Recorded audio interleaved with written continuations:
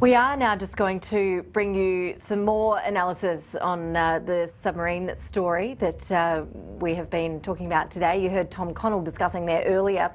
Confusion over exactly who recommended the government do an all-Australian build of the submarine fleet.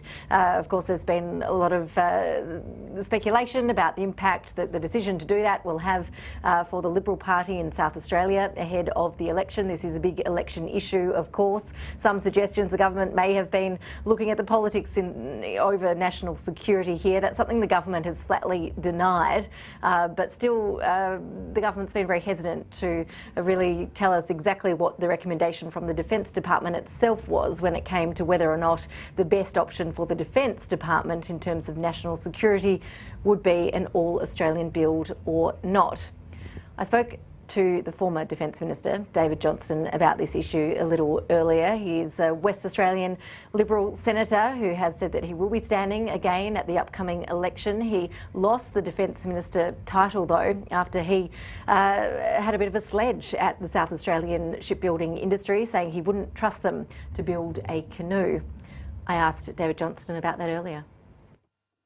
Well, I didn't actually say South Australia couldn't be trusted, but I'm very pleased and excited that the government has gone forward with what is a plan that will secure Australian export sea lanes particularly well into this next century.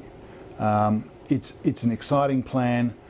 South Australia, in servicing our Collins-class submarine, has got unique and specialist skills. I'm very excited for them, but of course other states will also be beneficiaries of what is probably the Commonwealth's largest ever project, bigger than NBN. You did make that canoe sledge, though, back in 2014 for a reason, after the Adelaide shipbuilders ASC revealed cost and timeline and blowouts during the construction of the 3 air warfare destroyers. Why should we trust South Australia to be able to play its part on time and on budget this time around?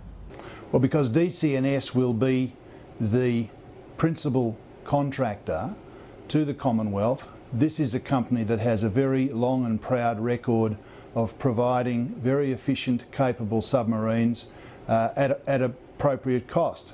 So DCNS builds big nuclear submarines, builds small diesel electric submarines. They're a very good partner for Australia going forward for the next 50 years. And I'm absolutely elated that they've been chosen, because I think the capability they presented, to my understanding, was really first class. It has been suggested the cost will end up being about 30% more because of the decision to build near Adelaide. I know you would have spent a long time as Minister looking at the numbers. Is that ballpark about right? Well, look, I think it's inaccurate to talk about the acquisition cost being more, because the sustainment cost over the following 40 to 50 years of these submarines will be substantially reduced, because we'll have sovereign knowledge, understanding and a sovereign capability. So Australians will know why the design functionality of the boat is as it is. That will save us a lot of money in the long term. So yes, there's an upfront cost. There has been a lot of confusion over whether or not it was the Defence Department that recommended an all-Australian build for the new submarines. Is it your understanding that that was Defence's preference for the reasons you just outlined?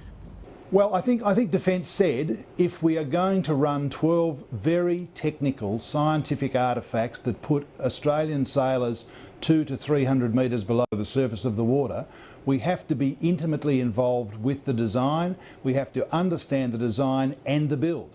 Now, I think I'm very pleased about that, because with Collins we did not have the intellectual property to make substantial alterations, so that these submarines are extremely technical. You don't just go in with a welder and start cutting bulkheads and moving things around. The design, the trim of the boat, the hydrodynamics are all very much integrated, and if we're involved from day one with France in presenting what is a new design, I think in the long run that will save us a lot of money. The current Defence Minister on Sky News last night wouldn't confirm that it was the Defence Department that recommended an all-Australian build for the new submarines, and there has been confusion about that. So you're saying that you understand that the Defence Department would have recommended that an all-Australian build would be better for Australia in the long term? Well, I'm not privy to what the Defence Department actually did, but as far as I'm concerned, and given my a little more knowledge than most, I think an Australian build, an Australian French design carried out in both France and Australia sees us with a very efficient, proper understanding of the intellectual property underlying the principles in the design of this new boat.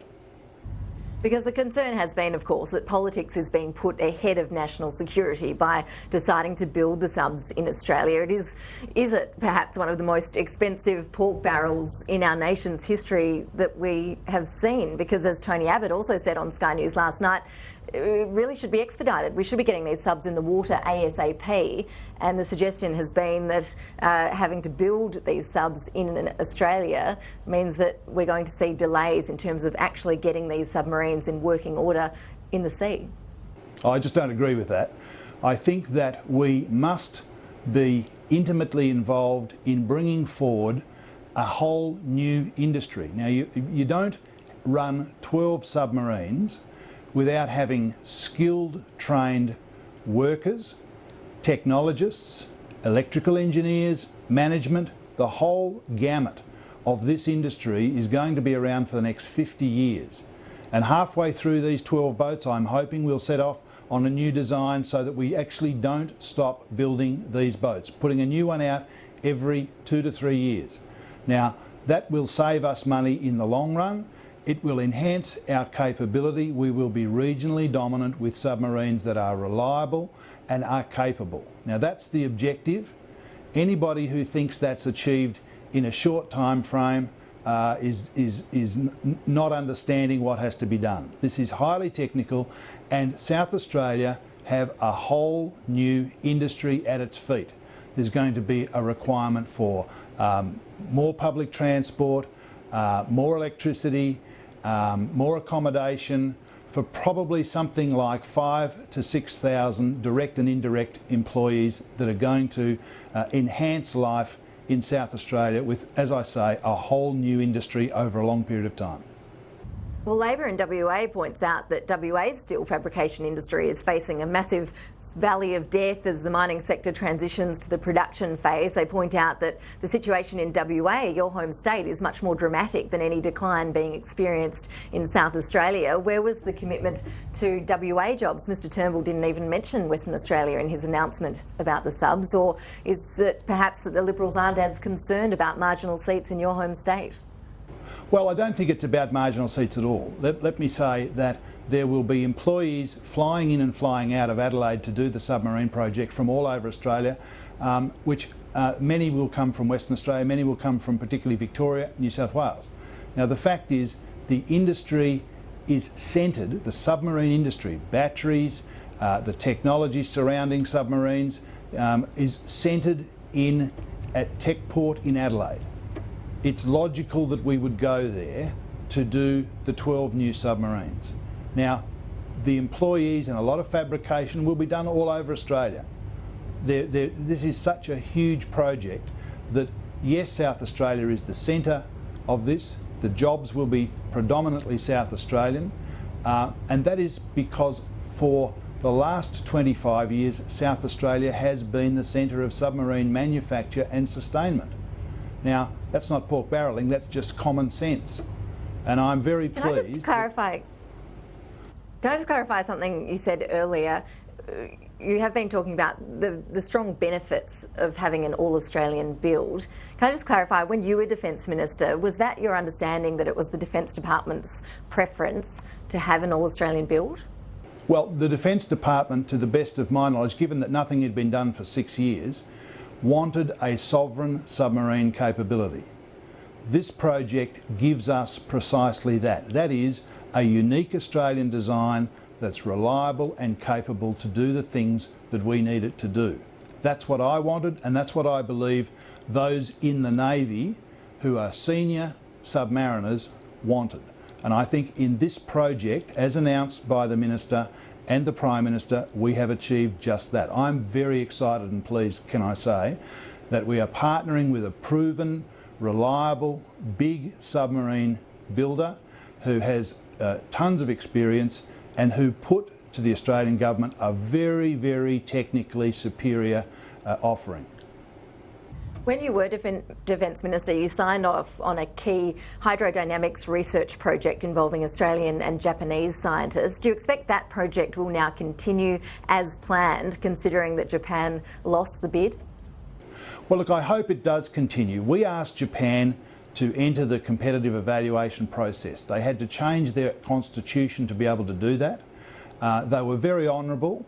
Each of the participants received $8 million to carry out the work necessary to be a viable competitor in the contest. Now, I'm very, very excited that Japan came forward with a terribly good offering. They shouldered the burden of a new design. I want the Japanese to feel as if it's a whole new era for them in normalising their defence relationships trilaterally, particularly with the United States and Australia.